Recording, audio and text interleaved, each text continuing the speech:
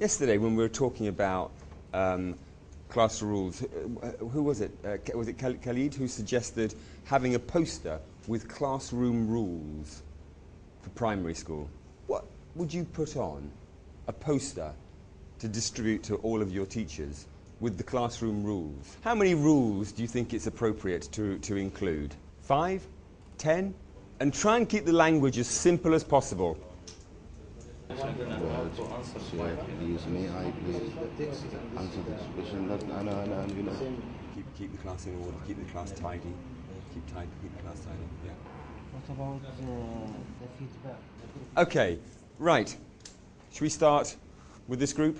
What ideas have you got? First of all, no use of Arabic. Okay. So the first rule could be, golden rule number 1, speak English. Okay, are we happy putting that on a poster? Yeah? What else have you got, Yassine? If you want to ask for something, you have to raise your hand. Okay. Can we say that? Yeah. Use the pencil, don't use the pen, because in this stage students will commit many mistakes, okay? And Okay. it is very easy for them to correct these mistakes. Right. Okay? So hold on, let's just get some of these things up. Follow the instructions. Follow the instructions follow the teacher's instructions. We said, raise your hand, cooperate, okay. Friendship, yeah. Okay, don't copy. Don't forget your book. Don't forget your book, absolutely, yeah. Okay, follow the teacher's instructions. We had, raise your hand, Sanad, as well, raise your hand, yeah. We also had, come prepared, which come prepared could include the materials, the pencils, what you need to write, having looked at the book, and come prepared for the, respect one another, respect each other. To help each other, friendship, the idea, So respect each other. Do you like the idea of having posters to put into your classrooms? Is it something that the teachers would appreciate? Because it's difficult to go, I think, into things which are too specific, because we're getting into sort of the specific teaching practice there. But general rules for the classroom are actually quite nice to follow. So would you be happy with something like that? You know, first one, speak English. Second, follow the teacher's instructions. Third, raise your hand. Fourth, come prepared. And then be cooperative and helpful. Before handing the list on the board, he discusses these very simply with his students. That's very kind of you to say so, Yassine. That's very kind of you to say so, because that's exactly what we're going to do now. What it is a contract. A contract between me and them. This contract, I think, is better when it is done on an individual basis. However, if a teacher has 250 students over his 4 or 5 classes, it's quite difficult to do it on an individual basis. But it's something which I think, what you were saying, Yassine, actually is very important to discuss the first lesson. And it goes back to our expectations. So it goes back to what we did yesterday. What do we expect from our students, and what do our students expect from us? If it's possible, I'd put these on the wall, and I'd make sure that they had a copy of one of them on the wall. What I'm going to do is I'm going to hand these around. Actually, Sanad, can I give you those, and could you pass one down to all of your colleagues? And so you're going to get a copy of these. Now.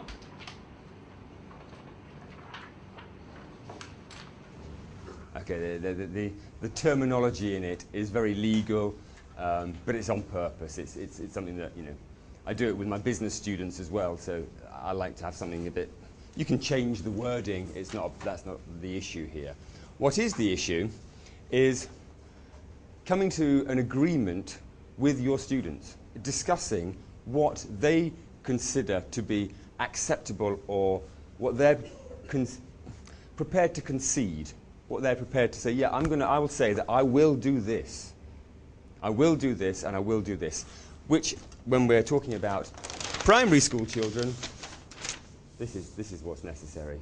You could also get them maybe to all sign their little names on the bottom. So you say, hold on, Abdullah, you said you'd respect each other. You said you'd cooperate and be helpful. You're not doing that. But I've got your name here. Why aren't you doing that? Yeah, it's just a way to to get extra leverage if needs be. But the idea is not that. The idea is that it sets the start for a collaborative relationship. So what I'd like you to do is just on your own think about things which you would be prepared to concede to your students. Things that, or your teachers, you think, would be prepared to do. Let me give you an example. The trainer agrees to prepare thoroughly and make sure he has all of the necessary equipment and materials to guarantee a successful training course. That would be one thing I would be prepared to do. It's what I'm paid to do. If I wasn't prepared to do that, I shouldn't be here. Just take a few minutes to write down 2 or 3 ideas, and then we'll discuss it. Really? It was had a very good result. Really? Oh, good, good. Not our after my training, no. Yes, after your training. After my training? Yes. Oh, I'm so pleased. Yes. Thank you, that's really good. I'm very pleased. Mr. Mubarak Harbi, Okay. one of your trainees. Lovely, I'm very pleased. I'm good. I mean, I think it works. I think it's something which is just helpful. And he praised that very much. He Good. said that it was very, very beneficial, very useful for his course. Excellent. Well, if you'd like to say that later, that'd be lovely, Sanad, because I agree. I absolutely agree. الأستاذ عندنا مبارك الحربي في حفر الباطن عملوا مع طلابه فجاب نتيجة ممتازة حقيقة يعني بعد ما تدربنا عند الأستاذ جوناثان في الرياض أخذ العقل وقال أبغى أجربه وفعلا جربوا كانت النتيجة رائعة طلاب معظم الطلاب التزموا بس هو تفاجأ إني قلت له إحنا طبقناه يقول لي So I think we have to start with what the teacher is prepared to do and to say to the students, what do you want me to do? What do you want to do in my classes? What will make you more motivated? What sort of relationship can we build? Because if I say to you, I am the teacher, I know everything, I will do the lessons like this, this and this, I think there's more possibility, there's more scope for a relationship to be built. What exercises did you like yesterday? Which did you find most useful? No, but yeah. You enjoyed doing the flashcard. So the activities. What would the teachers, or do you think it's acceptable for your teachers to say they will do? For example, the teacher agrees to work hard to teach them, to be simple and clear, to be kind and friendly, to use different joyful and funny games. Okay, educational. I'm gonna start like to start into educational games. Yeah. To reward the brilliant students. To reward the brilliant students. to reward the brilliant students. Okay. Okay. Okay. That's lovely. Yeah. Teachers agrees to not use the stick or any kind of physical punishment. Okay. Students who work hard will be rewarded. Yeah. You know. And I think the question is here is work hard. You know, students who, even if their English isn't brilliant or that, but they're trying hard. You know, maybe they're not the best in the class, but they're working hard. So absolutely. So you were saying, Sanad? The teacher should be more varied in methods, strategies, Right. and techniques. Yeah. Vary the And lesson. to look for the most modern technologies to be applied inside the classroom. Okay. Fine. That's great. What's fair to ask the students to do?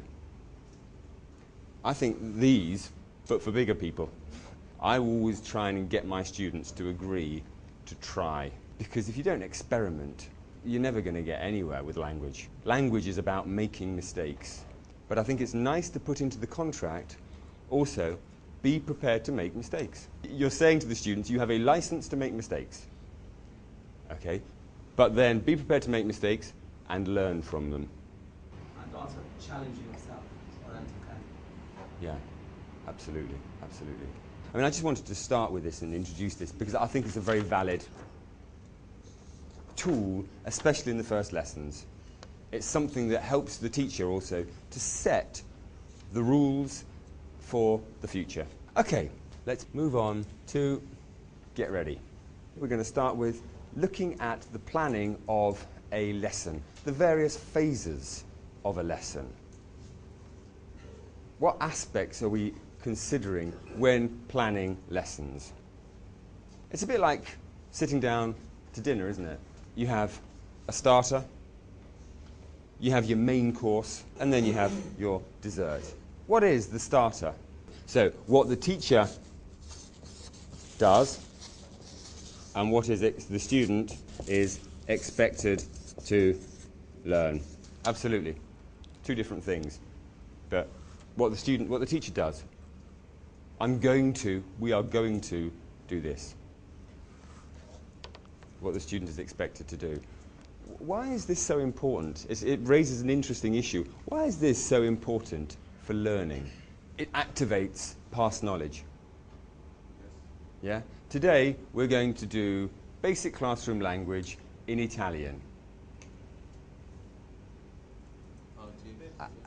You remember, your mind's immediately thrown back to what we did yesterday. If you set the objective, if you give them a clear idea of what they're going to do, it triggers past knowledge and will help them to make more associations from what they have before, and those associations will be reinforced. Okay, good. So as a starter, we may set objectives. What else might we do? So the kids have just had 45 minutes of mathematics, and before that they had 45 minutes of science or of Arabic. Teacher comes in. What does he need to do?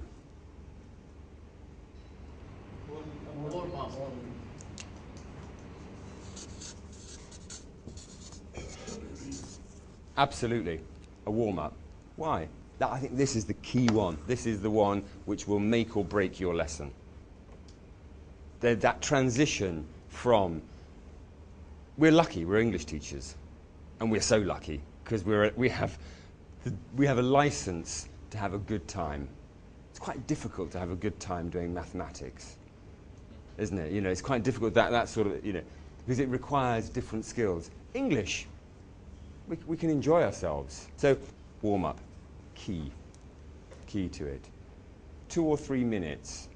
Just something to take them into it. Could be, you know, could be anything. Could be a game, could be an activity, could be just a quick, you know, answer and question and answer. Could be a whole variety of things, but that's key. Okay. Then we've got our main course. How many phases might the main course actually have? According to the objectives, how many objectives are you Absolutely. going to It achieve? will so depend on what we're teaching them. Obviously, depending on what you're teaching here will depend a lot. The warm-up will depend on that. But we've got the body of the lesson, which could be anything up to sort of 3 different parts. I would always here the last thing of the main body of the lesson would be in some way a personalization. Write me a couple of sentences with the target language, or you know, the listening we've just done. Give me 3 words that you, yeah? But I always try and make it something which was personalized. And then you have the dessert. Sorry. Okay. Sorry? Feedback. Evaluation exercise. Okay. Evaluation exercises.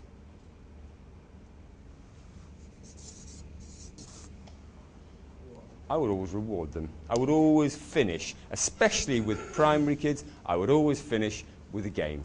That's what's going to make them think next time you walk into the classroom, oh yeah, great, it's English again, rather than ending here.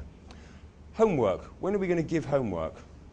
When would you set homework in the... Right, I wouldn't do it here, personally.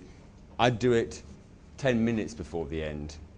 But I wouldn't set it right at the last thing, because kids are packing them. Maybe it's the last lesson of school, or it's the lesson before break, or lesson before prayer, and they're not with you, they're not following. So I would always do homework, set homework slightly prior to that. Okay. What's this? What are the green spots? What do they represent? Maybe students, thank you. What does this long line represent? It could be the board. Yeah, absolutely. Okay. Okay. How often do we play around with the dynamics in the classroom? How often do the teachers actually get their students to change places. Very rarely. But if their changing position has a purpose, and the purpose is to do something which is actually quite pleasant, do you think they would respond better? Because I think it's the setup, isn't it? It's the setup and the reason why we ask them, okay, yeah, can you just change places, please? No, I'm but you know, why? You know, I can, but why? Why am I doing this? I think there has to be a purpose. So, but I think this is the sort of the standard classroom setup. Okay, right. We're going to look at some little changes to classes, which I think actually will help students' self-esteem. So, self-esteem. They can certainly, you know, if they can contribute something to a class, in a big sort of situation, if we go back to that, and you sit here, and you're not very good, in a classic classroom sort of teacher-student relationship, how often will that student get the chance to actually do something, to show himself off, to shine? Not very often. So self-esteem is something that, you know, he's not going to have a lot when it comes to learning English. So as a dynamic, that's what we have, but perhaps we can change a few things. So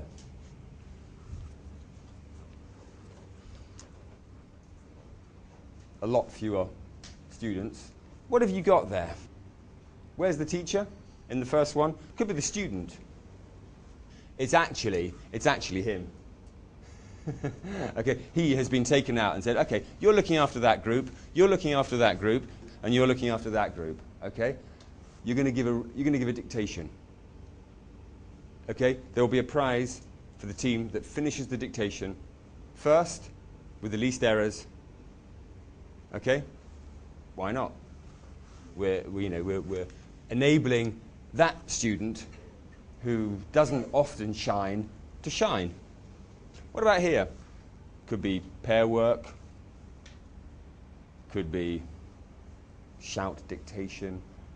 Obviously, this is the teacher. Different dynamic. It's individuals or pairs working together, or groups of 6 rather than groups of whatever. But the dynamics are different. What's the difference between this one and this one?